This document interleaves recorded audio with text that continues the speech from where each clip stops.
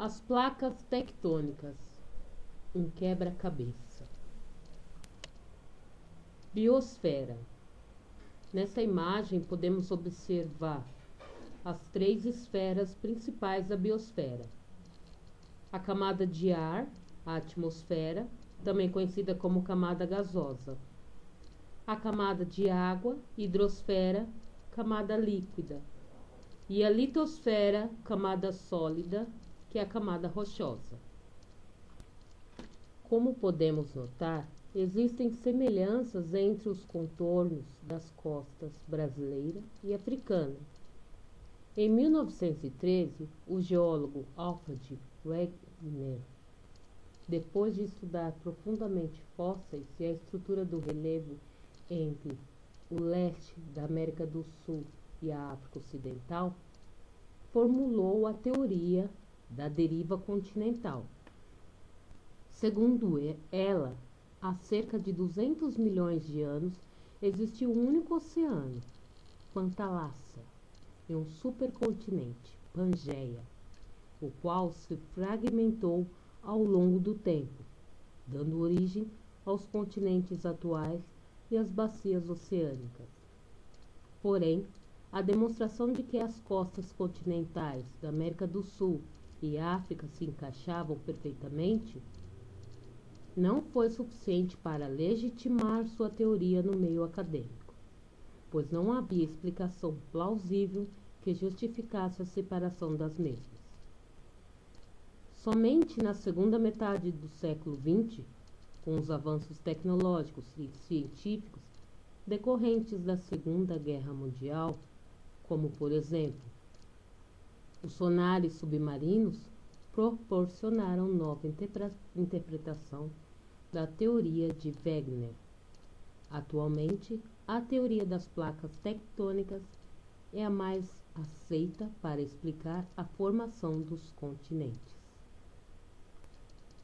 Aqui nós temos a imagem do que era Pangeia, com os continentes hoje conhecidos Euroásia, porque é Europa e Ásia, América do Norte, América do Sul, África, Índia, Antártica e Austrália.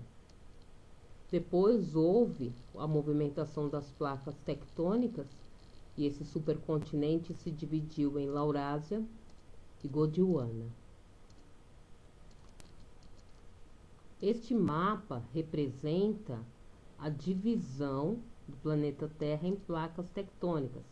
Cada cor representa uma placa tectônica e as setas indicam qual o movimento delas. Eu quero que vocês observem a placa roxa sul-americana. Essa placa, ao oeste, nós temos a placa de Nazca e a placa do Pacífico, ela empurra ela para o oeste do continente americano. E isso faz com que essa região, principalmente a Cordilheira dos Andes, possua movimentos, possua terremotos. Já no extremo leste, na placa das Filipinas, é a que mais se movimenta, justamente na área próxima ao Japão, que é a placa dela Pacífico.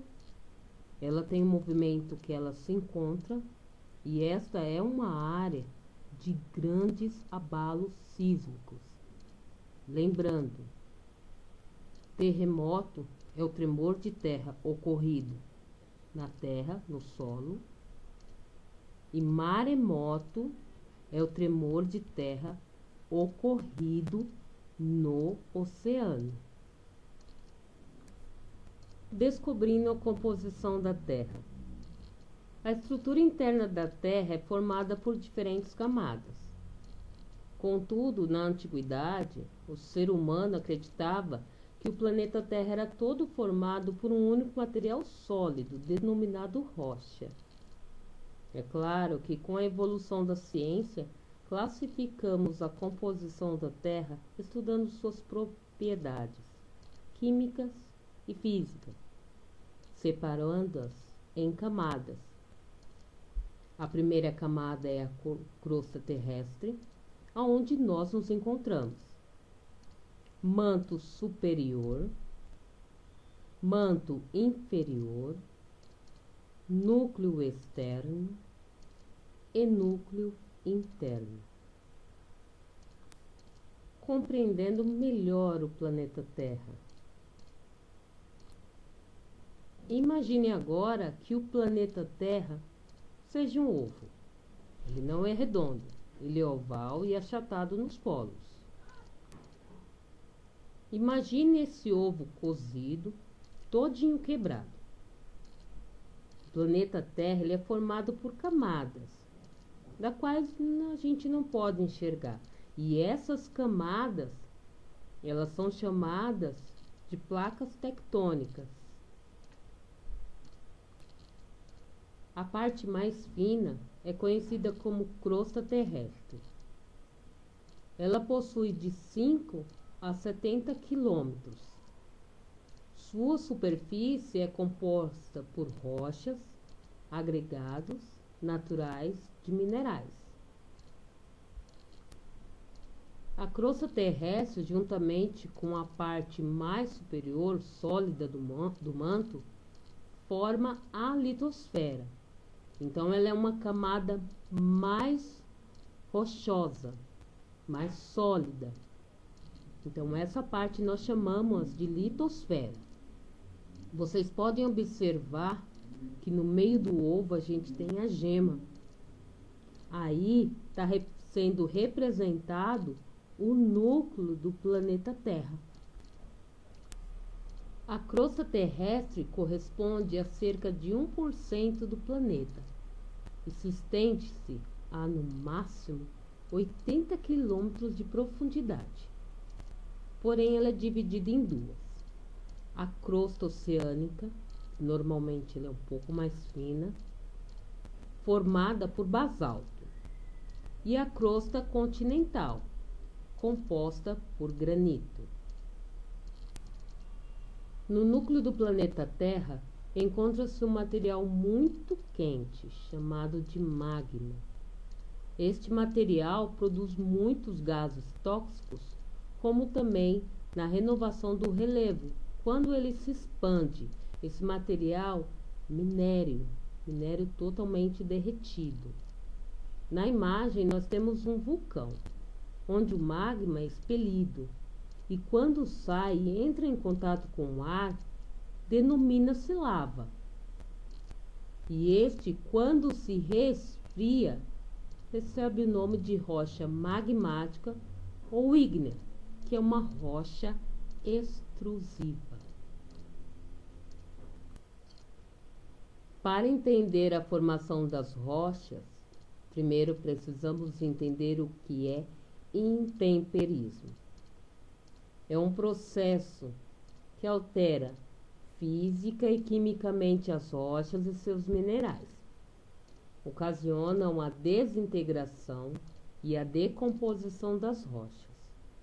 O processo de intemperismo pode ocorrer através de fatores externos, agentes exógenos, sol, chuva, neve, água e vento.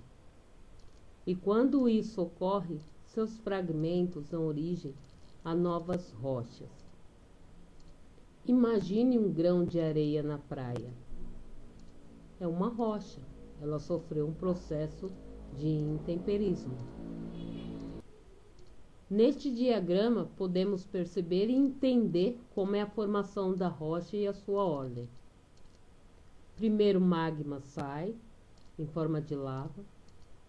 Ele se solidifica, cristaliza, e nós temos a primeira rocha, que é a rocha magmática. Com o intemperismo, ocorre a erosão e o transporte de sedimentos pelos agentes exógenos, sol, chuva, vento e etc. Ele é depositado em alguma área e ele cimentiza, ele se compacta. Daí nós temos as rochas sedimentares.